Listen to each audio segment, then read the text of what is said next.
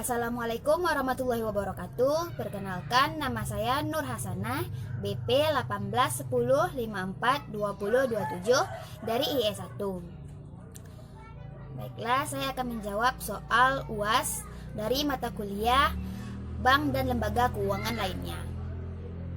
Soal pertama, pengertian sewa guna. Perbedaan sewa guna dan sewa beli.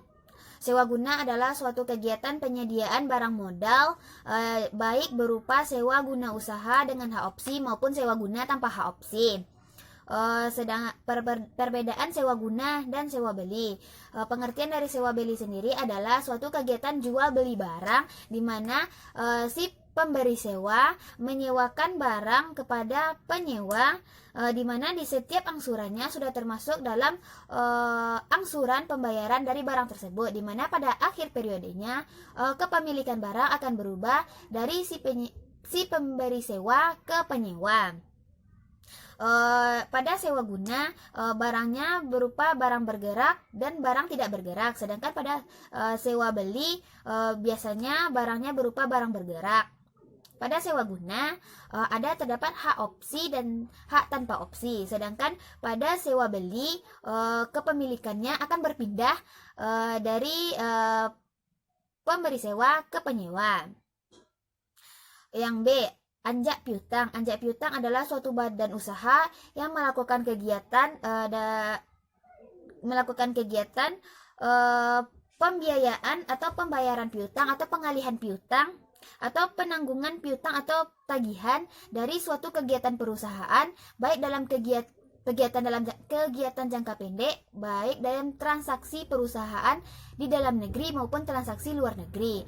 Dari anjak piutang yaitu disclosed factoring, undisclosed factoring, with record, without record, full service factoring, advance payment, dan yang lain-lain.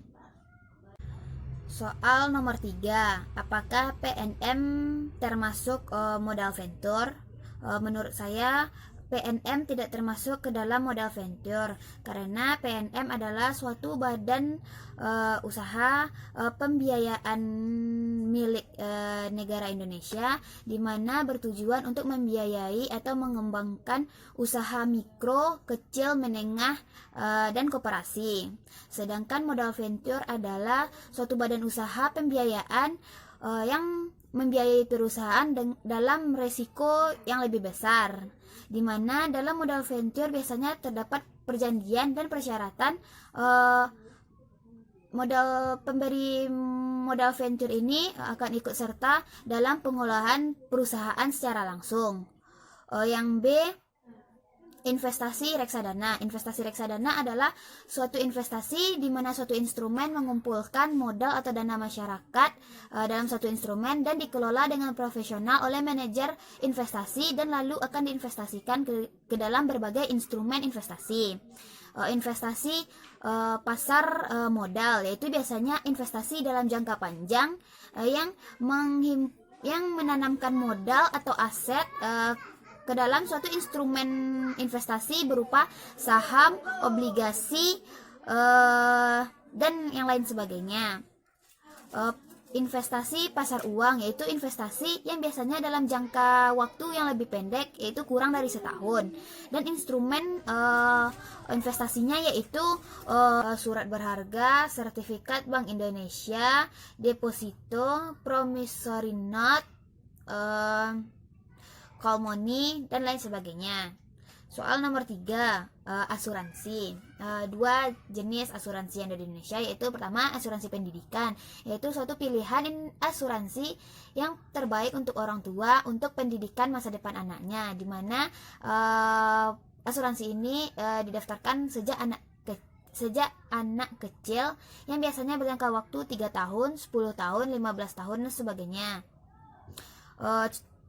contoh asuransi yang ada di Indonesia untuk asuransi pendidikan sendiri adalah asuransi pendidikan BCA, asuransi pendidikan BNI, asuransi pendidikan BRI, asuransi pendidikan Mandiri, dan lain sebagainya. Yang kedua yaitu asuransi jiwa, yaitu suatu asuransi yang penting dan bermanfaat bagi keluarga yang kita cintai, di mana peserta asuransi ini dapat menerima uang atau pendapatan asuransinya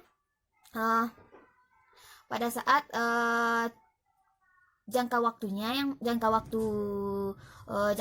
pendaftarannya atau saat pendaftar asuransi ini meninggal dunia, sehingga uang dari asuransi jiwa tersebut dapat diberikan kepada keluarganya dan dapat membantu sebagai jaminan keuangan bagi keluarga yang ditinggalkan.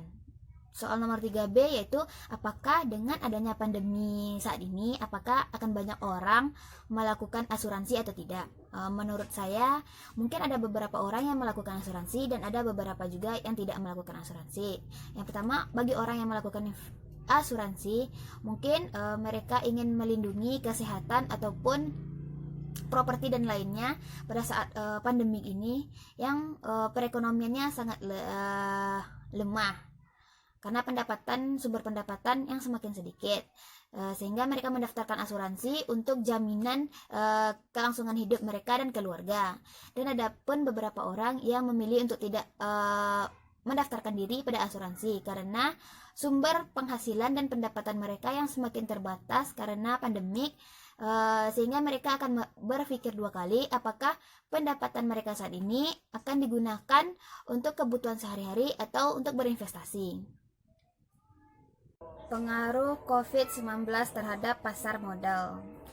Pandemi COVID-19 memberikan dampak yang cukup besar dalam berbagai sektor, termasuk sektor pasar modal, di mana sejak pandemi indeks harga saham gabungan atau IHSG di Indonesia terus mengalami penurunan dan tidak dapat kembali pada posisi semula karena banyaknya pabrik-pabrik yang tidak dapat berjalan dan berproduksi secara optimal, serta kantor-kantor yang tidak dapat bekerja karena adanya larangan untuk berkumpul di suatu ruangan, serta banyaknya halangan-halangan dari masyarakat untuk bekerja, sehingga sumber penghasilannya tidak memungkinkan atau semakin sedikit, sehingga jumlah pembelian di pasar pun semakin menurun, dan itu pun menyebabkan perekonomian mulai terganggu. Pemerintah telah melakukan berbagai upaya serta penerapan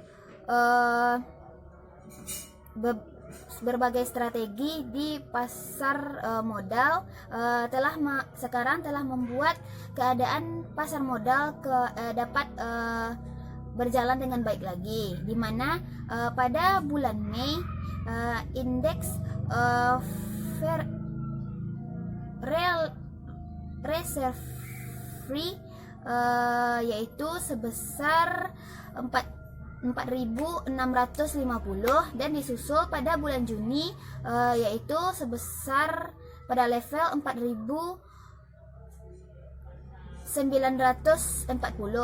dan begitupun pada bulan Agustus sampai awal September juga mengalami kenaikan yang cukup mengembirakan, di mana yaitu berada pada level 5.300. Soal yang B, nomor 4B, yaitu pengertian dari peer to peer atau P2P adalah suatu penyelenggaraan layanan jasa keuangan di mana mempertemukan antara pemberi pinjaman dengan penerima pinjaman yang bertujuan untuk membuat suatu perjanjian dengan menggunakan media elektronik atau sistem internet. Soal nomor 5, dana pensiun. Dana pensiun adalah dana yang dihimpun secara khusus dengan tujuan untuk memberikan manfaat kepada pesertanya saat mencapai usia pensiun atau sudah tua, mengalami cacat, ataupun meninggal dunia. Di Indonesia, pensiun sudah banyak peminatnya. Karyawan-karyawan mendaftarkan dirinya pada dana pensiun dengan tujuan sebagai jaminan atau dana di masa tua, serta juga menjadi jaminan untuk keluarga jika peserta dana pensiun meninggal dunia.